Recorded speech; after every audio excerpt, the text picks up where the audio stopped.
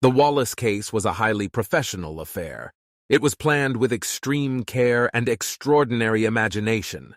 Either the murderer was Wallace or it wasn't. If it wasn't, then here at last is the perfect murder. If it was, then here is a murder so nearly perfect that the Court of Criminal Appeal, after examining the evidence, decided to quash Wallace's conviction. James Agate. In Ego 6? Agate was fascinated by the Wallace case. He made it one of his constant bedside books. He wrote on it from time to time in his famous published diary, and if he ever felt depressed or bored, he would telephone and say, "Come over, my dear boy. Let's have a good talk about Wallace." Those good talks about Wallace were spirited but exhausting. I have often sat up with him half the night probing the mystery of Menlove Gardens East. Agate's interest in Wallace was not at all surprising. It was a case to delight that hard and lucid brain which had allied itself so oddly to a subtle sense of art. The latter had become the instrument of his profession. The former he made the foundation of his hobby, and he loved to dedicate his scanty leisure hours to exercising a prodigious gift of logic. He doted on detective problems of the higher type. He could meditate for hours over a cunning move in chess. He was, in fact, a devotee of scientific puzzles. And Wallace is the perfect scientific puzzle. Perfect because it hasn't a solution, and, so far as anything in this world can be certain, never will have now. Other crimes have other qualities in far greater abundance. More psychological interest, wider human appeal, greater social significance. But, as a mental exercise, as a challenge to one's powers of deduction and analysis, the Wallace murder is in a class by itself.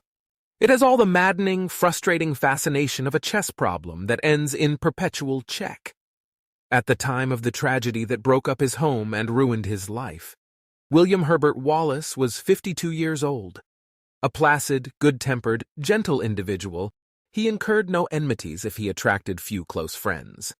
Integrity and stability were the distinguishing marks of his modest and respectable career. For 16 years, he had been a valued, whole-time agent of a famous insurance company, the Prudential. For 16 years, he had rented the same small house in Liverpool, one of a dull and featureless row in a dull and featureless district. For more than 18 years, he had shared married life with a woman as unassuming as himself. His business accounts were always in good order. His rent was always punctually paid. He and his wife enjoyed a relationship of uninterrupted concord and affection. "A very loving couple," said their next-door neighbor, and this judgment has never been challenged or gainsaid. In one respect, only Wallace sharply differed from the average worthy man of provincial middle class. He was remarkably studious and intellectual in his tastes. He enjoyed a wide range of cultivated interests, which his wife either encouraged or participated in. There was chess, which he played regularly at the Liverpool Central Chess Club. There was chemistry, which he practiced in an amateur laboratory he had rigged up for himself in the back part of his house. And there was music. Mrs. Wallace was accomplished at the piano, Wallace had taken lessons on the violin, and they often entertained themselves by performing duets in the comfort and privacy of their sitting room. It was this harmonious and inoffensive couple that became involved in the perfect murder case. She as the victim, he as the accused. For of all men in the world, Wallace, the mild, peaceable, easygoing Wallace, was to face a charge of murdering his wife. Murder, if it were done by him, not in sudden heat or rage, but by cold and brilliant and calculated plan. Murder not committed with the minimum of violence, but with vicious, wasteful, and horrible brutality. Murder not prompted by some clear and powerful motive, but without the slightest purpose and without the slightest gain. The first overt move in the deep-laid plot to murder Julia Wallace was taken almost exactly 24 hours before she died. A telephone call, which at the time appeared commonplace, is seen in retrospect to have presaged her end. It was Monday, January 19th, 1931. There was a match that evening at the Liverpool Central Chess Club, and Wallace was among the members scheduled to take part. Shortly after 7 o'clock, when the players were assembling, but before Wallace had arrived, someone telephoned the club and left a message with the captain. Would Mr. Wallace go out at 7:30 the next night and visit Mr. Qualtrough? Mr. R.M. Qualtrough of 25, Menlove Gardens East? "It is something," said the caller, "in the nature of his business." If we knew for certain who this caller was, the Wallace puzzle would be solved at once. For whoever left that message did it for the purpose of advancing a murderous design. When Wallace arrived, about half an hour later, he seemed somewhat puzzled by this telephoned request. "Who is Qualtrough?" he said. "I don't know the chap. And where is Menlove Gardens East?" None of the club members were absolutely sure, but they all, Wallace included, knew of Menlove Avenue. Menlove Gardens East, they thought, must be in the same neighborhood, and Wallace accepted this plausible supposition. "After all, I've got a tongue in my head," he said. "I can ask when I get in the vicinity." The Wallaces had no children and no servants. They were very seldom visited by relatives or friends, so if Wallace went out at night, almost certainly Mrs. Wallace would be in the house alone. The case turns on this fact. On the evening that followed the chess match and the message, Wallace returned home from work at about 6. At past or thereabouts, a milk boy called, and Mrs. Wallace responded to his knock. Very soon after 7, Wallace was on a tram car, traveling in the direction of Menlove Avenue, which was a distance of 3 or 4 miles from his home. A few minutes later, he had reached the vicinity and began asking for directions to Menlove Gardens East. In Liverpool, there is a Menlove Gardens South, there is a Menlove Gardens North, there is a Menlove Gardens West, there is no Menlove Gardens East. And the Mr. R.M. Qualtrough, who should have lived at number 25, and who ought to have been waiting to discuss insurance business, has never been discovered to this day. Wallace undoubtedly made numerous inquiries, and roamed round the neighborhood for the best part of an hour. At last, he gave up and, without visible recompense for his errand, quitted the vicinity and started off for home. At about 9:15, it so happened that his neighbors came out of their back door. In the alley they saw Wallace, who, they thought, looked anxious, and who asked them whether they had heard anything unusual.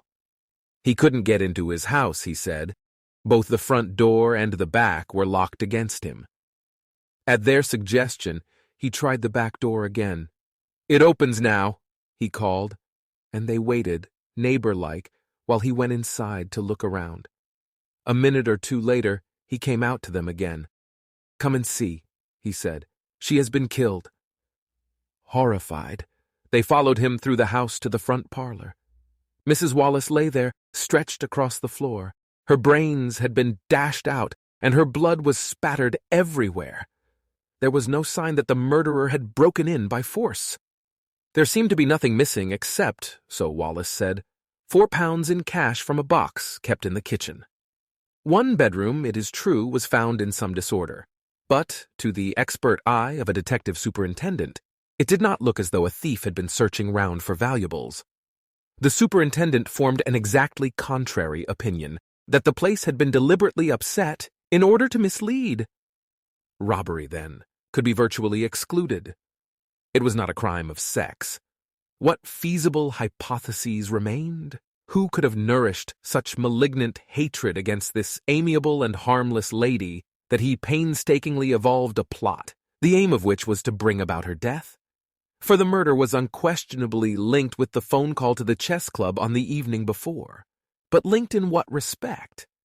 Either, and this was the obvious conclusion, someone had wanted to get Wallace out of the way, or, and this was a more circuitous approach, Wallace himself wanted people to think that someone had wanted to get him out of the way. After diligent inquiries, spread over a wide area and lasting many days, the police threw their weight behind the second of these alternatives. They believed that Wallace had made the telephone call himself. They believed that on the following night, shortly after 6:30, he had murdered his wife in the front room of their home. They believed that he had then gone out and conspicuously engaged in an elaborate search for a place that he knew did not exist in order to equip himself with a strong and well-knit alibi. On February 2nd, Wallace was arrested. The detectives stood ready to take down any statement. "But what can I say?" asked Wallace. to a charge of which I am absolutely innocent.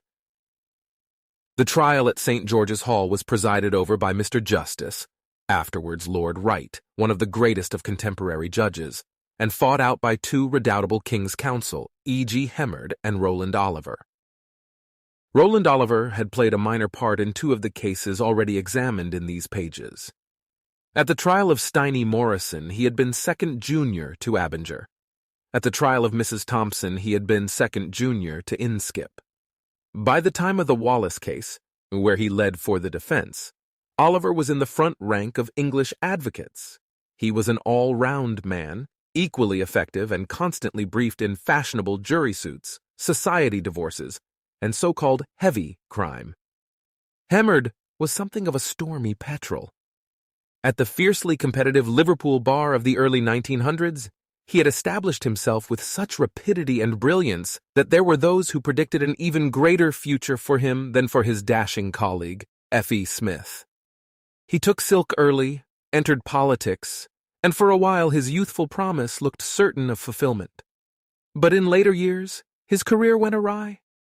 Private transactions, ill-judged or unlucky, did him grave and permanent disservice. Irrepressible combativeness and an outspoken tongue involved him in injurious dissensions. An honorable but unbending pride did nothing to win back those he'd estranged. His practice suffered, and though he always could command a fair volume of work upon the Northern Circuit, there is not the faintest doubt that in the 20s and the 30s, his status did not equal his professional capacity. It is important to bear this in mind when studying the trial. Both through technical skill and sheer personal dominance, Hemmerd's impact on a jury was immense. He was a remarkably handsome and imposing-looking man to whom ripening age had lent additional authority. If he believed, and he usually did quite genuinely believe, that the side he represented was the side of right and truth, he threw into a case his very heart and soul. He conducted this prosecution with his customary fairness, but in a trial there are imponderables to take into account. In the Wallace case, one of them is the effect that would be produced by this able, forceful, and convincing personality presenting a charge that he himself felt sure was true. Hemmerd opened his case characteristically high, that is, he spoke as though all his witnesses would come right up to proof, and none would retreat or qualify under cross-examination. Opening high has one serious disadvantage. If your opponent has any real success, he may induce a violent swing in his direction merely because the Crown case has been patently overstated. What remains may be discounted because of what has gone. But there is also a corresponding advantage in the method.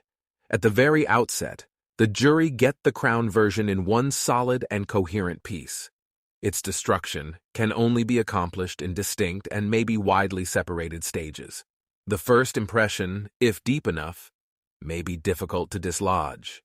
In the Wallace trial, which depended more than most upon the accumulation and interpretation of a mass of tiny details, opening high was likely to pay dividends. This is not to say that Hemmerd acted on design. Given the circumstances and his temperament, a high opening was inevitable. Certainly, the Crown case never afterwards appeared quite so formidable as it did at the end of Hemmerd's opening speech. "The evidence for the Crown," said Hemmerd, slowly and emphatically, "will not show you any motive. Nevertheless, I suggest it will carry you almost irresistibly to the conclusion that, in spite of all the happiness of that little household, in spite of everything that one knows about the relations of these people, this woman was murdered by her husband." Almost irresistibly. The keynote had been struck in the first minute, and thereafter, Hemmerd held the court enthralled while he gave chapter and verse in a masterly oration. He plunged into the story with the telephone call and straightaway created a sensation. "We know where the call came from," he asserted. In the ordinary way, it would not be possible to tell, but in this particular case, difficulty was experienced. In fact, there had been some hitch in the automatic machinery, and the operator had had to intervene. As a result, we can trace the call to a call box 400 yards from Wallace's house, the nearest call box to his house there is. Hemmerd paused for a moment. "You may think it curious that a total stranger to the prisoner speaking from a place 400 yards from his home, where, according to him, he actually was, should have rung up the chess club. It is a club that does not advertise, a club the meetings of which are known only to its few members. There he leaves a message that Wallace is expected to call next night on someone he does not know at an address which does not exist. The ground was prepared for hanging point number 1. You will have to consider whether this was part of a cunningly laid scheme to create an alibi for the next night. After a reference to Wallace's insistence at the club that he did not know either Qualtrough or Menlove Gardens East, you may think that this ignorance was assumed to draw attention to the fact that next night at 7:30 he was going some miles from his house. Hemmerd passed to hanging point 2. Wallace's conduct that next night as he went upon that journey. He made much of this, and legitimately so, for everything that Wallace did seemed perfectly consistent with the prosecution's theory that he was out procuring witnesses. "Does this car go to Menlove Gardens East?" he asks one tram conductor. "No," says the man, "but you can get on, and I can give you a penny ticket or a transfer." "I am a stranger in the district," Wallace volunteers, "and I have important business." "You will remember," Hemmerd commented acidly but not altogether justly, "that he did not know Qualtrough or what his business was." Presently the conductor goes upstairs to collect fares. "You won't forget," Wallace calls after him. "I want to get to Menlove Gardens East." He changes cars. There is another conductor. Wallace goes through the selfsame hoops. He asks to be put off at Menlove Gardens East. The conductor does his best and puts him off at Menlove Gardens West. Wallace says, "Thank you. I am a complete stranger around here." "You may think," observed Hemmerd with significant inflection, "that these conversations with the conductors are natural or unnatural. But this was only the beginning. There was more, much more to come." From 7:20 until after 8 that night, Wallace is busy in the Menlove Gardens region. He starts by inquiring of a passerby, who tells him flatly, "There is no Menlove Gardens East." He rings the bell of 25, Menlove Gardens West, and asks the lady who answers it if Mr. Qualtrough lives there. He gets into conversation with a policeman, who, having added his official reassurance that Menlove Gardens East is non-existent, receives in return an account of the whole episode. How Wallace is an insurance clerk, how a Mr. Qualtrough had rung up his club, how a message had been taken for him by his colleague. Then Wallace pulls out his watch. "It isn't 8 o'clock yet," he remarks. "It's just 1:45. The policeman inspects his own watch and confirms. "You may think," said Hemmerd, "all this is perfectly natural, or you may think it over-elaborated, the taking out of the watch, so that the policeman should know exactly when he was there, you may think is of some importance. The harmless, non-committal, you may think, can shoot like deadly poison from a rhetorician's tongue." Even this was not the end of Wallace's researches. He goes into a newsagent's and asks for a directory. It is given to him, he looks through it, and then— "Note this," Hemmerd interjected sharply. "He says to the manageress, 'Do you know what I'm looking for?' 'No,' she not unnaturally replies. 'I am looking,' says Wallace, 'for Menlove Gardens East.'" The gathering power of this narration could not fail to impress even a neutral and impartial jury. It is to be doubted, though, whether the 10 men and 2 women appointed to sit in judgment upon Wallace qualified for this commendatory description. All provincial towns smack of the parish pump, and Liverpool had hardly changed since the days of Mrs. Maybrick. The buzz of voices and the clack of tongues were never stilled in the weeks before the trial, and Wallace had been prematurely tried in every local shop and public house. The verdict of these crude tribunals was seldom in his favor. One may surmise that not all the jurors were unenthusiastic as Hemmerd developed his indictment. He followed his stirring and tendentious curtain-raiser with a devastating commentary on Wallace's return. The next we know of him is at 8:35, when he is seen just outside his house, at the back. Hemmerd recounted Wallace's talk with his neighbors and his statement that the doors were locked against him. "Now supposing you came to the conclusion Oh, the guilelessness of counsel with their decorous supposings and forbearing "you may thinks."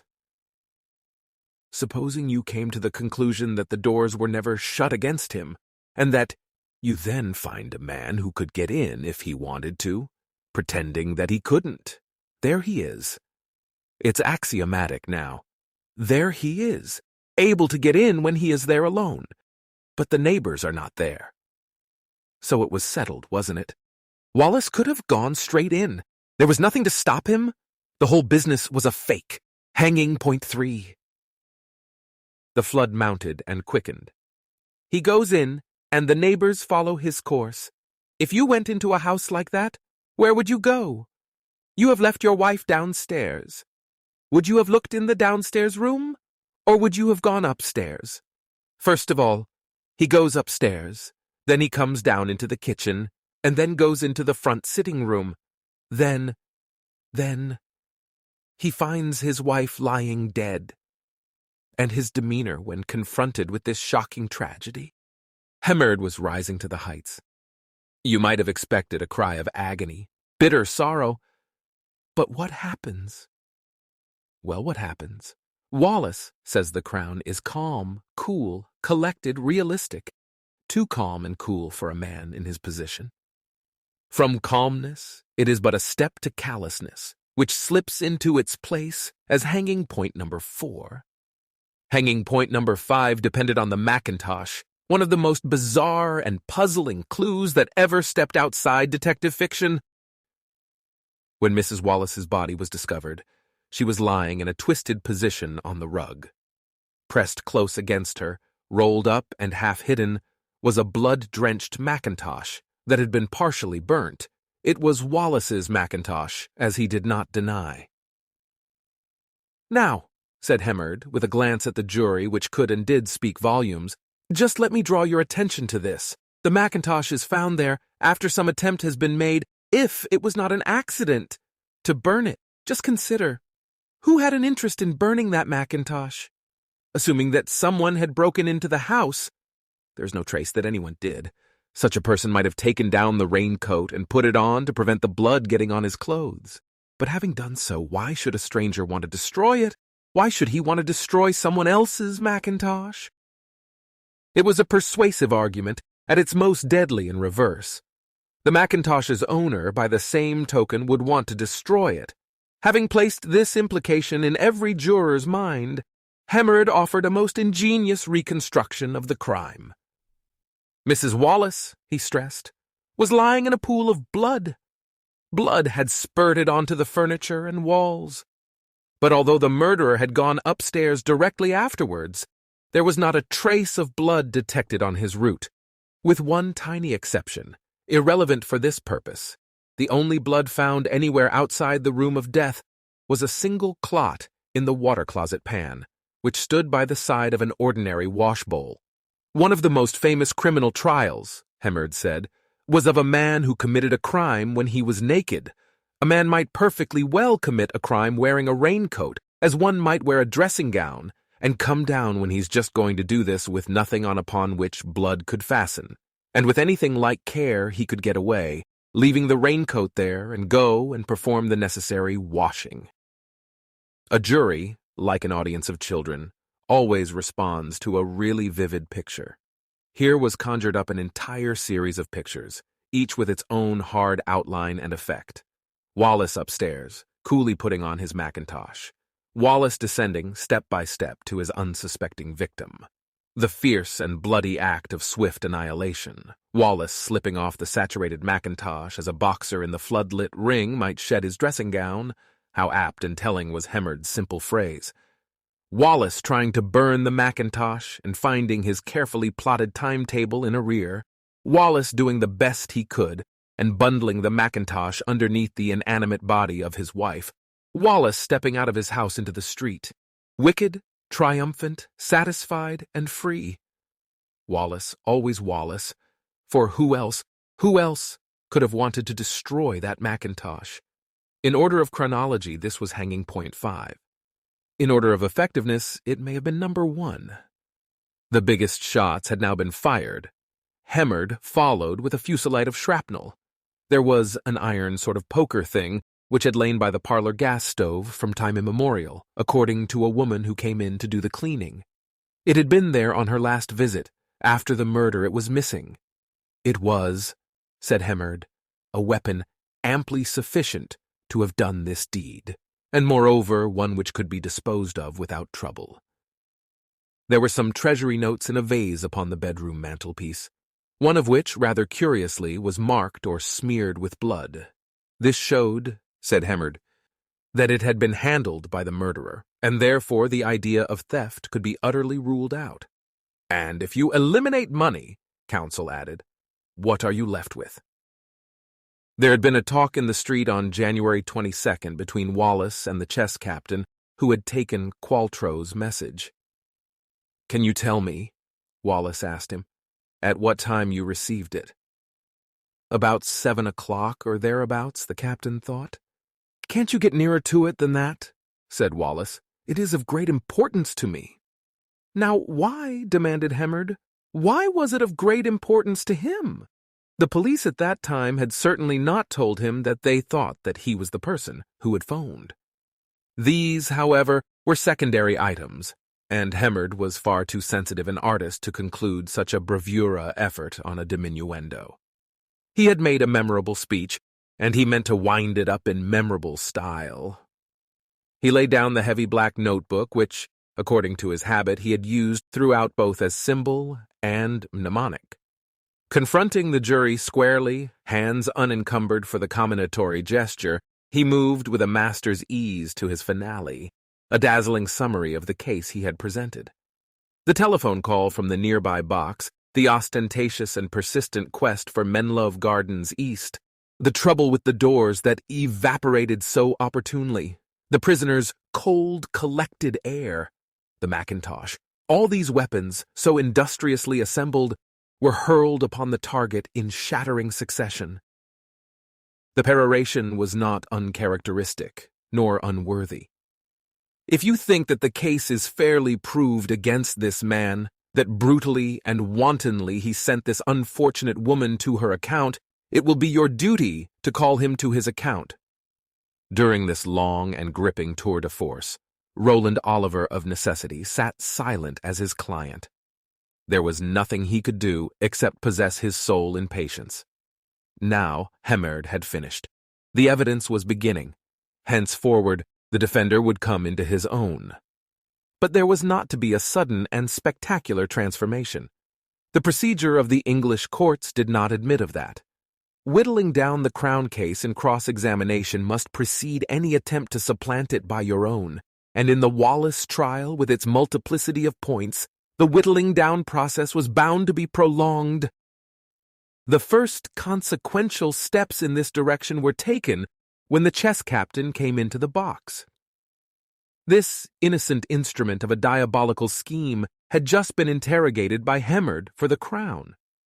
He was not invited to give a direct account of his telephone talk with Qualtrough, in the lack of proof positive that Qualtrough was really Wallace, proof that would have determined the issue at one stroke. This would have infringed the hearsay rule. His evidence on the matter had had to be confined to the message he had passed to Wallace later on. Oliver, though, representing the prisoner, could, if he thought it expedient, waive the rule's protection. This he proceeded to do with immediate advantage. I am interested, he said to the witness, in the voice that addressed you on the telephone. Could you reproduce the conversation for us, do you think? I can give you an idea of it. The part I am interested in particularly, said Oliver, is the part in which the voice told you about the business, whatever it was. Can you remember that? Oh, yes. The chess captain, unfamiliar with the rules that govern moves on the forensic board, may have been wondering why nobody had asked him this before. Willingly, he got it off his chest. I told him that Mr. Wallace was coming to the club that night. Would he ring up again? He said, no, I am too busy. I've got my girl's 21st birthday on, and I want to see Mr. Wallace on a matter of business. It is something in the nature of his business. Something in the nature of his business, coupled with a reference to his daughter? Yes. The sting had been fully drawn from one of Hemmerd's sharpest strictures, that Wallace on the tram had talked about important business, when nobody had told him what Qualtrough's business was. Having made this neat score on a minor matter, Oliver passed to a much more vital point. You had altogether quite a conversation with the voice? Yes. You said it was a strong, gruff voice?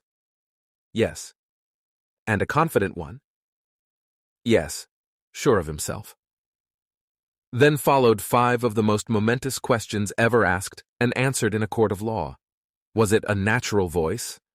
That is difficult to judge. I know it is. But did it occur to you that it was not a natural voice at the time? No, I had no reason for thinking that. Do you know Mr. Wallace's voice well? Yes. Did it occur to you that it was anything like his voice? Certainly not. The definiteness of this reply carried extra weight because the witness had shown himself exceptionally scrupulous and disinclined to dogmatic assertion. Does it occur to you now that it was anything like his voice? The witness cogitated with a chess player's deliberation. It would be a great stretch of the imagination for me to say anything like that, he said. The reporters scribbled madly. The spectators raised their eyebrows. 1 or 2 found themselves impelled to glance at Hemmerd, who looked straight ahead with majestic unconcern. The whittling down operations had got well into their stride. They continued all through that day and the next. The regiment of witnesses, there were no less than 26, called to make good that overwhelming opening undid in some as much as they established. One crown weapon after another that had seemed so mortal, as it sped from Hemmerd's hand, crumpled like paper, and fell harmlessly away. The second day ran specially well for the defense. It produced 2 witnesses of paramount importance, Mrs. Florence Johnston and Professor John McFall. Mrs. Johnston and her husband were Wallace's next-door neighbors. Circumstances had imposed on them not 1 but 2 ordeals. After the horror in the house that night came the undesired publicity and nerve-rack of the trial. They stood up gallantly to both. Between them, they drew a picture, unstudiedly graphic and palpably veracious, of the supposed murderer's arrival home. Mr. Johnston gave his evidence first. He was lucid, objective, manifestly unbiased. He covered the ground so thoroughly, and so fairly, when examined by the Crown, that Roland Oliver had few questions to put. But one useful point emerged in cross-examination, that Wallace, with the Johnstons looking on, had not fumbled nor pushed at the lock of his back door. If, as Hemmerd so strenuously suggested, he could have got in at any time, but was waiting for an audience, one might have expected some pretense of awkwardness to lend a little color to his bogus protestations. Mrs. Johnston's tone was as sterling as her husband's, and her evidence-in-chief closely followed the lines of his. Oliver, though, detained her rather longer in the box. Maybe he had sensed what proved to be the fact, that she had the woman's observant eye for people, as her husband had the male's observant eye for things. Oliver asked her at once about Wallace's demeanor, which Hemmerd had termed extremely cold. Before your husband left to fetch the police, did Mr. Wallace appear to be suffering from shock? Yes, said Mrs. Johnston, to an extent. It is very difficult, isn't it, to judge what is passing in other minds? Manners are so different, are they not? Replied the witness, thereby showing both sensibility and sense. But while you were with him, did he break down? Yes, twice. He put his hands to his head and sobbed. That was before the police arrived? Yes. If we were left alone, he appeared as if he would break down, and he appeared to pull himself together when a great many were knocking about. When the police came? Yes. He made an effort to control himself? Yes. Did you think, Oliver asked boldly, that there was anything suspicious about his manner from beginning to end? No, said Mrs. Johnston firmly. I did not. That was at once concise and comprehensive. Good advocates do not stop to paint lilies at the wayside, and Roland Oliver immediately pressed on. He ascertained that just before leaving her own home, Mrs. Johnston had heard knocking on Wallace's back door. Further support this, for the defense's contention, that Wallace was genuinely unable to get in. He ascertained, too, that Wallace, when asked in her presence by the police about the Macintosh, frankly and promptly declared it was his own. A valuable statement to have upon the record, as the police were now asserting that Wallace had been evasive. Oliver then turned to this strange business of the Macintosh and its singular position in relation to the body. "Do you think it possible," he asked, "that Mrs. Wallace might have thrown it round her shoulders to go and open the front door?" "That was my idea," said Mrs. Johnston. "You had the idea, too."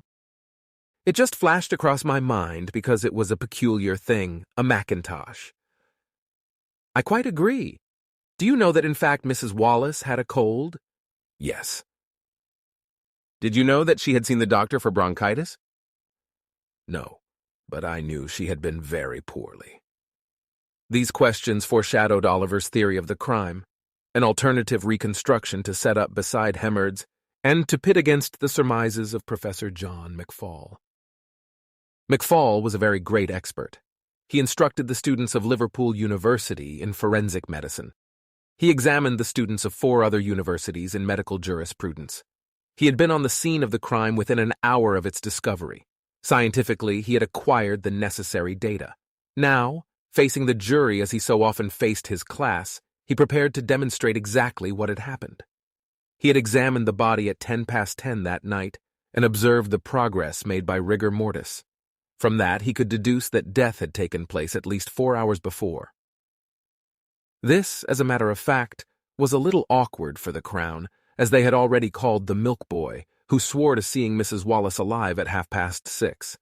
But McFall was unmoved.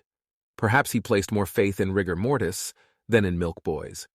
He stuck to his view, making only this concession, that there was a margin of error in rigor mortis calculations, which he fixed in this instance at an hour either way. He had examined the blood marks on the furniture and on the walls. From them, he could deduce that at the moment of attack, Mrs. Wallace had been sitting in an armchair by the fireplace, head inclined a little forward, as if talking to somebody. He had examined the bloodstains that were all over the Macintosh. From them, he could deduce that blood had spurted onto the garment from in front. He had examined the blood clot in the water closet pan. From that, he could deduce that it had been spilt at the same time as the blood clot by the body. He had examined the position of the blows upon the head. From them, he could deduce the murderer's mental state. I know it was not an ordinary case of assault or serious injury, it was a case of frenzy. Here was an exercise in the deductive faculty that would not have been scorned by Dupin or Sherlock Holmes. Much of it was highly detrimental to the prisoner. If McFall was right, the murder had disrupted a quiet, homely talk with someone Mrs. Wallace knew. If McFall was right, the idea that Mrs. Wallace wore the Macintosh was wrong. If McFall was right, the blood clot reinforced Hemmard's theory that the murderer had gone upstairs to wash. It was a critical moment for his client when Roland Oliver got up to start a cross-examination, which must rank among the best and most adroit of recent times. He first took the witness's categorical assertion that the murderer, whoever he was, had acted in a frenzy. There was obvious capital to be derived from this. If this is the work of a maniac, and he is a sane man, he didn't do it. Is that right? McFall knew, as Oliver did, that Wallace had been under the usual observation, and that the experts held him to be of perfectly sound mind. He gave a canny answer. "He may be sane now," he said. "It is a rash suggestion, is it not?" Oliver said sternly. "Not in the slightest. The fact that a man has been sane for 52 years and has been sane while in custody for the last 3 months would rather tend to prove that he has always been sane, would it not?" The sarcasm was evident and justified. McFall's response was the equivalent of a boxer covering up. "Not necessarily," he said. "Not necessarily. We know very little about the private lives of people or their thoughts." Oliver might have asked what sort of frenzy it would be that began at least 24 hours before it reached fruition, but he saved this for later comment. There were other more vital matters calling for attention. The police had found 3 characteristic burn marks on Mrs. Wallace's skirt, corresponding with the gas fire in the room. From that common ground, Oliver launched his attack upon McFall's reconstruction. Those burn marks would indicate that the gas fire had been alight, would they not? Yes. The handle to the gas fire is on the right-hand side of it. Yes. And just above it is a gaslight? Yes. Suppose a woman went into that room, lit the gas, and lit the fire. She would have to stoop down, wouldn't she? Presumably. If she did this with her back towards the doorway and someone was on her right-hand side, he would be in a position to strike her as she rose? He would. And her head might very well be in the position in which you have put it. Exactly. In 6 questions, the defense theory had been erected on McFall's own foundation. It seemed as valid as his own. And it evoked, of course, an entirely different picture, that of a caller being admitted and brought into the parlor, perhaps on the pretext that he wished to leave a note. Such a request would not be startling to the wife of an insurance agent. At this point, Oliver reintroduced the Macintosh. If she had had it round her and the gas fire was alight, and she fell when she was struck so as to burn her skirt in the lit fire, don't you think it is quite possible that the Macintosh swung round onto the fireplace and caught fire? No, said McFall, because there is no evidence of it being on her right or left arm. Suppose it was round her shoulders and she collapsed. Do you not see the possibility of the bottom of the Macintosh falling into the fire and getting burnt too? There is the possibility, McFall conceded. Her hair was pulled away from her head all up? Yes. And the pad which had been under her hair was away from the body? Yes, some inches. Do you not see the possibility of someone having grasped her by the hair to pull her from the fire? Yes. This again was completely successful, but while giving all credit to the advocate, one should not withhold it from the witness.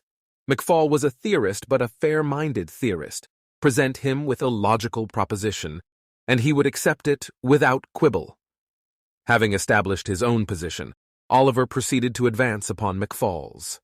The professor had backed up, at least by implication, Hemmerd's postulate that Wallace wore the Macintosh. Whether clothed or whether naked, Oliver asked, it would be necessary, would it not, that many splashes of blood would fall on the assailant? Yes, McFall said, I should expect to find them. The last blows being probably struck with the head on the ground, there would be blood upon his feet and the lower part of his legs? I should expect that. And the Macintosh would not come down below the knees, which would leave the legs from the knees downward exposed to the blood? Yes. And there would be blood on his face? Yes. And his hair? Yes. Would you agree that if blood gets below the fingernails, it is difficult to get away? It is difficult. Would you agree it would be almost certain that the assailant would have blood under the fingernails? McFall jibbed at this and cautiously covered up again. Not necessarily, he said. But Oliver held the initiative and declined to be put off. Supposing the Macintosh were placed under the body, the assailant would have had to lift the shoulder and the head to do it. He would. That would have involved getting himself heavily dabbled in blood, would it not? Dabbled in blood, McFall agreed, but not heavily. The qualification, however fitting, hardly mattered. Oliver had achieved an advantageous situation. He had struck at McFall's strongest points and carried them in triumph. Now he could strike at points where McFall seemed weak. With regard to the time of death, he said, when did you first think it was important? Immediately I saw the body. And you made a series of observations, first as to rigor mortis and second as to the condition of the exuded blood? The blood is a help, McFall said, but it is not so definite as rigor mortis. You put rigor mortis first. How many notes, Oliver asked offhandedly, did you make with regard to rigor mortis? Practically none. Can you show me one? Oliver said pleasantly. No, said McFall, I do not think I can. So you, being intent from the start on the importance of rigor mortis as to the time of death, have not made one note with regard to rigor mortis? This, of course, was no more than a debating point. The real issue over rigor mortis was joined with the next question. Rigor is a very fallible test as to the time of death. Not in the present case of an ordinary person dying in health. I suggest it is a very fallible factor even in healthy people. Well, said McFall, it is just a little. And a powerful, muscular body will be affected much more slowly than a frail, feeble body? Yes. Was this not a frail, feeble body? She was feeble. Was she not frail? She was a weak woman. Frail? Oliver insisted. McFall surrendered. Yes, he said, she was frail. Bearing in mind that this frail, feeble woman would be more likely to be affected by rigor, are you going to swear that she was killed more than 3 hours before you saw her? 3 hours before 10:10, be it remembered, Wallace was already on the tram car, chattering to the conductor about Menlove Gardens East. No, I am not going to swear, McFall replied punctiliously. I'm going to give an opinion, and I swear that the opinion shall be an honest one. It was a good answer, both honorable and engaging. Then what is your opinion? The judge interpolated. My opinion was formed at the time that the woman had been dead about 4 hours. The witness could now be likened to a sitting bird. If she was alive at 6:30, said Oliver agreeably, your opinion is wrong. Yes, McFall admitted, he could do no other. The duel was nearly over now, with counsel unquestionably gathering the honors. Only the blood clot still remained to be considered. Oliver suggested that it must have dropped upon the pan at least an hour after the woman met her death. McFall thought not. Didn't it occur to you that someone who came in after 9 might have dropped that clot of blood upon the pan? The possibility did occur to me. Didn't you think that there was a chance that the police had carried it there? Yes, McFall said candidly. Oliver sat down. He had realized the dream of every cross-examiner. He had turned the chief expert for the Crown into a witness for the defense. Wallace is not one of the tidy cases. It has no single theme round which the evidence revolves. It is a compound of many parts, contributed from many sources, which build up an effect not by unity but by mass. Frith's Derby Day is perhaps its parallel in art. As the long line of prosecution witnesses passed in turn through the harsh test of the box, Oliver was repeatedly picking up small gains, which, in the aggregate, greatly changed the picture. There was the prudential superintendent, Wallace's immediate superior, who said the normal accounting day was Wednesday, and that anyone who knew Wallace's habits or employment might expect him to have the bulk of his cash at home on Tuesday night. There was a police officer, the first upon the scene, who agreed that he saw Wallace fingering the treasury notes, one of which was smeared with blood, and this, of course, was after he had touched the bespattered body. There was a locksmith who had inspected the locks on both the doors. The back, he said, was rusty and opened upon pressure. The front was defective, with a worn and slipping latch. There was the city analyst who agreed with Roland Oliver that the burnt part of the Macintosh lay in front of the gas fire. And, finally, there was the detective superintendent, whose cross-examination reached a climax in this fashion. You don't doubt, do you, Oliver asked him, from your knowledge of this type of house, that the back kitchen was the sitting room? Yes, it was. And the parlor was kept for visitors? Yes. When a visitor comes in at the front door, he is shown into the parlor, is he not? I suppose so. And the gas lit and the fire lit. That is the usual thing. Yes. What I'm putting to you is that everything in that room was consistent with a knock at the front door and the admission of someone and the visitor being taken into the parlor. It is quite possible, the superintendent agreed. When the Crown evidence ended, early on the third day, The trial had assumed the shape that renders it unique. Any set of circumstances that is extracted from it will readily support two incompatible hypotheses. They will be equally consistent with innocence and guilt. It is preeminently the case where everything is cancelled out by something else.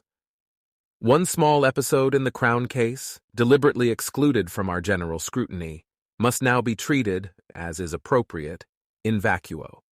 It was an episode without point, without bearing, without force. It defies connection with reasoning and logic. It detracts by its almost imbecile irrelevance from the dignity with which the trial was otherwise invested. A constable was called to say he had seen Wallace, looking very distressed, on the day of the murder at 3:30 p.m. That is, at least 3 hours, on the Crown's own showing, before Mrs. Wallace was savagely done to death. Asked what signs of distress he had observed, the constable replied that Wallace was dabbing his eye with his coat sleeve and appeared to him as though he had been crying. "I wonder," Oliver said, "if it occurred to you that your eyes could water with the cold." The constable assented. "And you might rub them?" "Quite possible." "I suggest that you are mistaken in thinking that the signs you saw were signs of distress occasioned by committing a crime." "He gave me the impression," said the constable, "that he had suffered some bereavement. If I were to call about 25 people who saw him that afternoon round about that time, and they said he was just as usual, would you say they had made a mistake?" The deepest of police instincts were aroused. "I should stick to my opinion," the constable said stubbornly. "Put aside the possibility that the constable was mistaken. Put aside the possibility that he misconstrued what he saw. Consider the time element alone. If this evidence was accepted, together with the inference the prosecution drew, Wallace went about the streets of Liverpool that day weeping over a crime that he was going to commit. The notion is farcical. And I doubt whether Hemmerd relished the job of presenting such a witness. He was never afraid to criticize police follies. And one can imagine the blistering comment he would have made if this particular episode had occurred in a case which he had been trying in his capacity as recorder of the city. Oliver had an abundance of material when he rose to introduce the prisoner's case. The hanging points had been blunted one by one. The telephone call, the trouble with the doors, the accused's demeanor, the riddle of the mackintosh, each had either assumed a different color or shown itself open to a new and harmless inference. The garrulous quest for Menlove Gardens East alone retained its full initial force, but Oliver was to argue trenchantly that Wallace's inquiries, though prosy and persistent, came naturally from a man out in pursuit of business who did not want to return without profit or reward. If the jury would recognize that this possibility at least could not be excluded by any rational assessment of the evidence, the Crown's 5 hanging points had lost the power to hang. But Oliver did not rest upon a negative defense. He counterattacked with vigor, concentrating particularly on the limits set by time. If Wallace was indeed the murderer of his wife, he had a great deal to do that night before leaving the house. He had to make himself clean, hands, face, nails, hair, after a filthy and polluting deed. He had either to dispose of his blood-splashed, blood-smeared clothes, or, adopting Hemmerd's hypothesis, take off the mackintosh, go upstairs and dress. He had presumably to disarrange the bedroom. He had to wipe, secrete, and smuggle out the weapon. All this, together with the crime itself, must have been done in less than 20 minutes. No one disputed that. It was the Crown's case that Wallace had left home at 10 to 7. It was the Crown's case that Mrs. Wallace was alive at 6:30. Less than 20 minutes, even if the first blow fell with the milk boy's cans still clattering outside. "Most improbable," Oliver said. "Most improbable that any man in so short a time could have accomplished so much with such thoroughness and success. Not a mark on his body, not a stain on his clothes, not a trace of a weapon anywhere. If it was improbable in 20 minutes, it was clearly impossible in 5 or even 10. Oliver sought to narrow down the gap. As a preparatory step, he put in the box the professor of pathology at Liverpool University, who drew from the evidence of rigor the conclusion that death might well have taken place after 7 o'clock. Having justly pointed out that the Crown based the time of Mrs. Wallace's last appearance on the word and recollection of a 14-year-old boy, Oliver proceeded to call 3 similar boys himself. One said that he actually saw the milk boy standing on the step in front of Wallace's house. This was 2 minutes after he had looked at a church clock and noted that the time was 25 to 7. The other 2 both swore that, on the night after the murder, the milk boy, by then no doubt the hero of the neighborhood, remarked in the course of conversation in the street that he had seen Mrs. Wallace at 6:45. Which of these lads was telling the truth? Who could decide? And unless it could be decided definitely and clearly in favor of the milk boy and against his companions, could a verdict of guilty properly be found? On 10 minutes? On 5? Hemmerd, in his otherwise exhaustive final speech, skated lightly and swiftly over this question of the time factor. He had already displayed power. Now he displayed discretion. In the last resort, a prisoner is always his own chief witness. His influence on events cannot be gathered from the record. The jury try to mark not only what he says, but what he is. They form an impression of the man himself which, whether true or false, may move them more than logic. In the witness box, Wallace lived up to all the descriptions given of his nature. He was quiet, gentle, unflustered, and precise. His nerves were throughout under an absolute command which, independently of innocence or guilt, appeared remarkable for one in his position. Perhaps it was stoicism, perhaps it was callousness, perhaps it derived from ineradicable grief that made him await his fate without concern. "Is there anyone in the world," Oliver asked him, "who could take the place of your wife in your life?" "No," said Wallace, "there is not." "Have you got anyone to live with now?" "No." "Or to live for?" "No." In the days immediately following the crime, Wallace made numerous statements to the police. They were lengthy, they were detailed, and there was nothing in them he desired to change. "I need not have called him," declared Oliver rhetorically, and in the strict sense this was true. But expedience and policy could not be disregarded, and besides, there were several minor points that only Wallace himself could satisfactorily clear up. They were put to him, these points, one after another. Why, if his usual accounting day was Wednesday, had there been so little money in the house that Tuesday night? "I did not collect on the Saturday," he said, "because I was laid up with influenza. I paid 10 guineas out in sickness benefit out of what I had collected up to then." Why, if he was not trying to fabricate an alibi, did he take out his watch when talking to the policeman and call the latter's attention to the time? "The policeman told me I could get a directory at the post office up the road.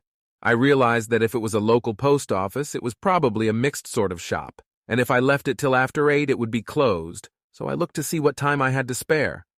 Why, unless prompted by consciousness of guilt, did he tell the chess captain, 2 days after the crime, that the exact time of the telephone call was of great importance to him? I had just come from the police station. Superintendent Thomas had given me the information that they had been able to trace the call to a call box near my home.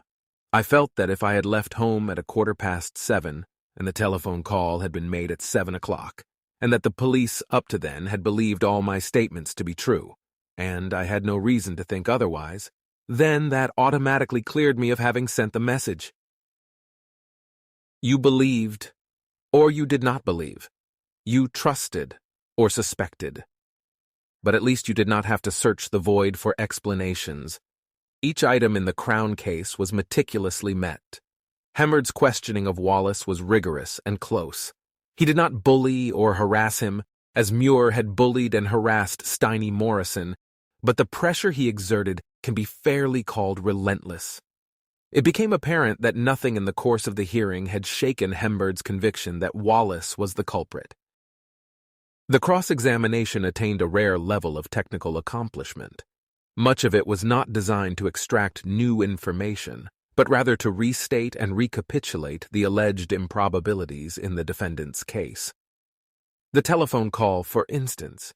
In a series of questions, Hemmerd scoffed at the idea that the caller could have been anyone but the prisoner himself.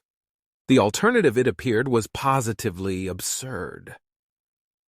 "Of course," he remarked, "Mr. Qualtrough had no means of knowing whether you would receive the message that night, because no one knew for certain you were going to be at the club?" "Yes," said Wallace, "that is so." "Then without knowing you would even get the message, and without knowing you would ever go to Menlove Gardens East, he was waiting for your departure the next night?" "It would look like it." "Did it ever occur to you that he would have to watch both doors, front and back?" "No," said Wallace simply. "It did not." "You're a man of business instincts. You could hardly be a prudential agent if you were not." "That is so." "You must have realized that he had not the slightest idea whether you got his message?" "Yes, I did." "And in spite of that," said Hemmerd incredulously, "you go off to Menlove Gardens East?" "Yes." "Not only could he not know that you would go, but he couldn't have known that you wouldn't look up a directory and find there was no such place?" "No." "He would have to risk all that?" "Yes." "And of course, you could have found out at once if you had looked it up in the directory where Menlove Gardens East was, or was not." "Yes," said Wallace, "I could have done." Hemmerd's share in this dialogue was manifestly brilliant, but one should not pass over the part played by the prisoner. The form of the questions must have tempted him to argue, to show that the medal looked quite different in reverse. He never once succumbed to the temptation. He answered always with the utmost candor and made no attempt at self-justification. The facts, he implied, would have to speak for themselves. Occasionally, Hemmerd seemed to catch him out. There was a dramatic moment early in the long interrogation when Wallace said he had never observed any blood upon his hands. "Then," said the prosecutor in pardonable triumph, "no blood from your hands could have got onto those notes in the vase on the mantelpiece?" There were times when Wallace's evidence did not wholly correspond with one or other of his many written statements. There were discrepancies, too, in these statements themselves, but the judge was to put this in correct perspective. "I have read through them very carefully," he said, "and I think it is wonderful that they are as lucid, accurate, and consistent as they are." The scope of this comment might not improperly be extended to cover the prisoner's testimony on oath. The fourth day of the trial was well advanced, when after hearing two impressive final speeches, Mr. Justice Wright began his summing up. Some judges, taciturn and unaspiring, here make their first real impact on the jury. Others, persistently voluble and assertive, merely pass from conversation into monologue. Wright could be placed in neither category. He intervened seldom in a well-conducted case. He made no effort to impose himself, but by the majesty of his mind and presence, he occupied always an ascendant place. There was nothing in Wright's career at the bar to prepare him for the tasks of a red judge on assize. He had been a gifted specialist in commercial work, engaged on recondite disputes of admiralty and contract. His merits as a lawyer were admittedly outstanding, and he was now paying a brief call on the King's Bench Division in the course of a swift journey upwards to the House of Lords. His fame and his achievement were in the domain of pure intellect, and one might have supposed that the run of criminal trials, which demand from a judge other and broader virtues, imagination, worldly sense, and human understanding, belonged to a sphere in which he would not excel. But the contrary was the fact. Wright was that infrequent and superlative phenomenon, a great lawyer who was also a great man. The judge directs the jury on the law, and they are bound to comply with his direction. He does not direct the jury on the facts. He may, and often does, express his own opinion, but they have the legal right to disregard it. This is as it should be. If the jury is to be nothing more than the judge's rubber stamp, there is no valid reason why it should be convoked. One could find it possible to wish that in a great many cases, juries would show more independence than they do. But indictments for murder are in a class apart. The jury may entertain a personal belief that the prisoner is guilty on a capital charge, But should they not feel there must be reasonable doubt if a judge of massive and renowned ability indicates his view that the case is not made out? Time and time again, this theme recurred in Wright's incisive, luminous address. He started with a solemn caution against prejudice. Members of the jury, you, I believe, are living more or less in this neighborhood. I come here as a stranger and know nothing about the case until I come into court or look at the depositions, and I need not warn you that you must approach this matter without any preconceived notions at all. Your business here is to listen to the evidence and to consider the evidence, and nothing else. He followed this by reminding them that the evidence against Wallace was purely circumstantial, and explained in simple terms the test to be adopted. Circumstantial evidence may vary in value almost infinitely. Some is as good and conclusive as the evidence of actual witnesses. In other cases, the only circumstantial evidence which anyone can present still leaves loopholes and doubts. The real test of the value of circumstantial evidence is this: does it exclude other theories or possibilities?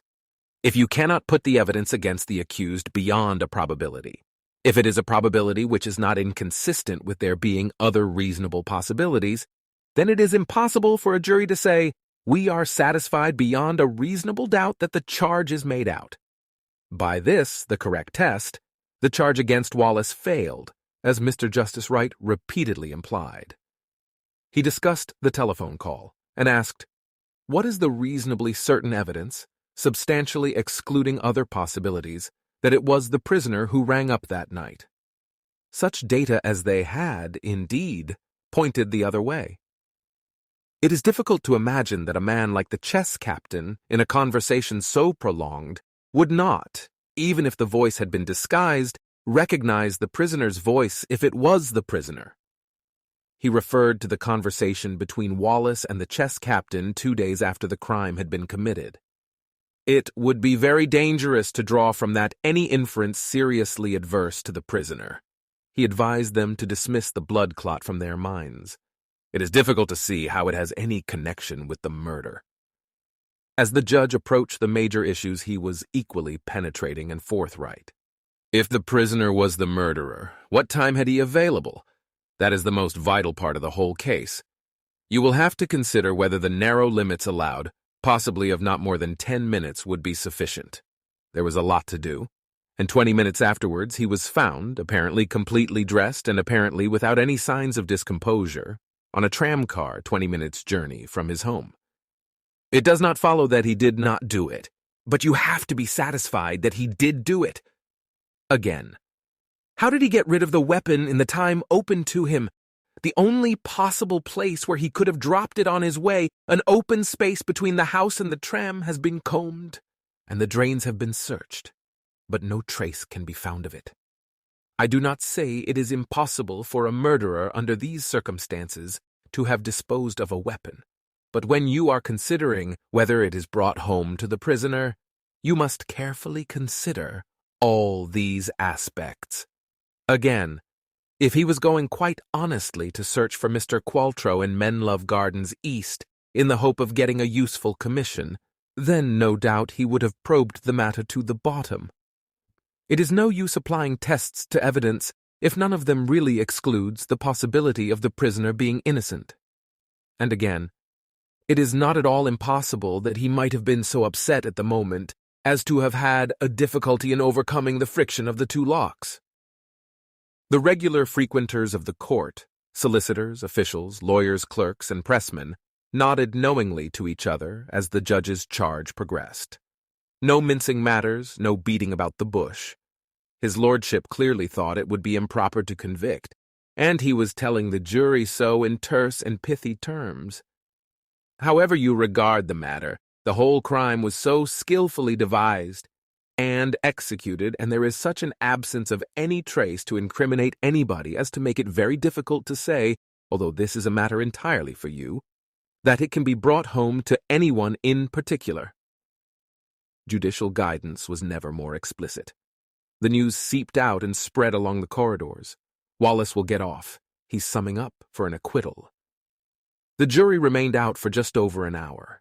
One marvels that they dared return to court at all. But their fathers had perversely convicted Mrs. Maybrick, and now these representatives of a more enlightened epoch jealously preserved the Liverpool tradition. Wallace in 1931 possessed a remedy denied to Mrs. Maybrick in 1889. There was the Court of Criminal Appeal. The Court of Criminal Appeal, which generally consists of 3 King's Bench judges, exercises only defined and limited powers. It does not retry cases. It does not, as a rule, examine any evidence unless already tendered in the lower court. It does not put itself in the position of a jury. It is not enough for the 3 judges to say, "Had we been asked, we would have found a different verdict." In effect, the court said that about the trial of Steiny Morrison. Steiny's appeal was nevertheless dismissed. The court is a court of law rather than of fact. It will quash a conviction on a purely legal point, inadmissibility of evidence, misdirection by the judge. But it will not otherwise interfere with a verdict unless it is unreasonable and against the weight of evidence. Since its inception in the year 1907, the court has allowed hundreds of appeals on the ground that a verdict was against the rules of law. It has allowed appeals, but seldom on the ground that a verdict was against the weight of fact, and until 1931, in a case of murder, never. Wallace was to create that precedent. After a 2 days hearing, in which Oliver fought magnificently to save his client's life, the court delivered judgment with dispassionate formality. Section 4 of the Criminal Appeal Act of 1907 provides that the Court of Criminal Appeal shall allow the appeal if they think that the verdict of the jury should be set aside on the ground that it cannot be supported having regard to the evidence. The conclusion at which we have arrived is that the case against the appellant, which we have carefully and anxiously considered and discussed, was not proved with that certainty which is necessary in order to justify a verdict of guilty, and therefore it is our duty to take the course indicated by the section of the statute to which I have referred. The result is that this appeal will be allowed and the conviction quashed. And so William Herbert Wallace was set free to return to Liverpool, where he was ostracized and hounded, free to resume his employment, where he was mercifully transferred to inside work, free to retire for refuge to the country, where 2 years later he died, solitary, broken, a victim of despair. The great fascination of Wallace, said Agate, is that the case of both sides is unanswerable. And therefore, I said, you would agree with the Court of Criminal Appeal. Certainly. And the likelihood of Wallace being guilty is no less, but also no greater than that of his being innocent. Of course. Very well, I said, let us adopt, as we ought to adopt, the theory of his innocence. Somebody else then did this dreadful thing. Somebody else invented Mr. Qualtrough. Somebody else invented Menlove Gardens East, and this somebody else has got away with it completely. He killed that woman in her own house in a populous district with her neighbors at home next door, and vanished into space. Probably he is still alive. What sort of a person now do you think he'd be? A clerk? A writer? A civil servant? A priest? A genius, said Agate flatly. A brutal, bloody fiend. And a genius. I wonder if he reads the stuff that's written on the crime, I said, and sometimes talks about the case among his friends. That, said Agate somberly, is the most shocking thought of all.